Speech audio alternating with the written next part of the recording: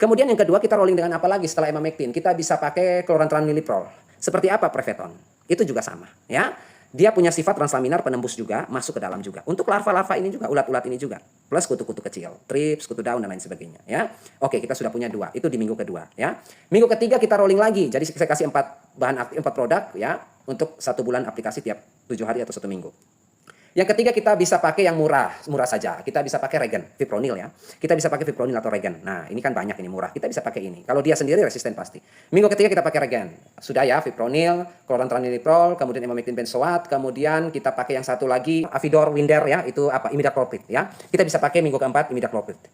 Kalau 4 bahan aktif ini kita rolling terus Bapak, itu sampai berapa lama untuk insektisidanya? Untuk ulat-ulat ini mati semua, kemudian kutu-kutu juga mati semua. Kalau 4 bahan aktif ini. Kita bisa mulai dari 7-HST. Kita sudah mulai aplikasi di situ. Ya, di saat dia mulai menetaskan, ngengat ini, menetaskan telur-telurnya pada padi muda. Kita sudah aplikasi di situ. Tiap minggu ya, kita kasih di 7-HST, kita kasih di minggu kedua ya, 14-HST, kemudian di minggu ketiga ya, 21-HST, dan 28 atau 30-HST. Ya, 4 kali 1 bulan. Apakah setelah 1 bulan itu Pak, sudah selesai? Oh enggak, ya, karena itu fase rawannya. Di usia 7-HST sampai 30-HST kita aplikasikan per minggu. Itu karena dia masa rawan, kita pakai mepet. Setelah 30-HST apakah tidak pakai lagi Pak? Ya, secara garis besar sebenarnya sudah tidak perlu diperlukan lagi. Karena padi sudah mulai besar, batang sudah mulai kuat, tanaman sudah mulai kokoh. Tetapi perlu kita jaga-jaga agar tidak rugi nanti pada saat diserang.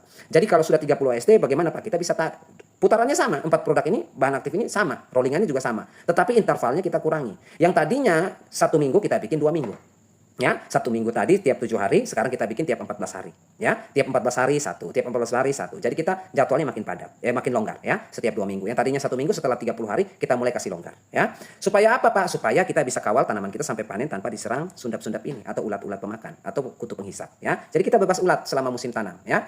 Nanti kita akan hentikan di usia, kalau misalnya kita pakai inbrida atau hibrida ya, kita akan berhenti di usia 100-HST sudah cukup itu ya. 100-HST sudah berhenti itu ya, kita sudah tidak lagi. Sampai di 100-HST sudah tidak lagi penyemprotan, karena usia kita kasih range 2 minggu ya, karena biasanya di 120 atau 115 sudah dipanen ya. Kita hentikan di situ. Jadi nanti Bapak bisa siapkan itu untuk masalah sundapnya atau larva yang diteluri atau dilahirkan oleh ngengat ya. Setelah itu kita pindah dari Bapak Adi ini ke Bapak siapa lagi? Bapak Megi ya, Bapak Megi. Baik. Oke, kita sudah sampai di Bapak Megi Asroni. Baik, Bapak Megi Asroni. Assalamualaikum, waalaikumsalam Pak. Saya dari Lampung Selatan, siap dari Lampung Selatan, salam hormat. Keluhan saya penyakit sundap kresek sama juga ya, sundap dan juga kresek. Oke. Ini sundap sudah ya, ini ulat tadi yang kita sudah bahas pada Bapak Adi tadi. Sekarang masalah kresek ya, kresek ini bakteri ya, ulah bakteri ya, kresek ini sama. Kalau kita kurang jeli, kita tahu saja kresek sama sundap ini sama. Padahal yang satu bakteri, yang satunya ulat. Tetapi dampaknya hampir sama gitu ya, kuningnya merata seperti kebakar. Kalau kresek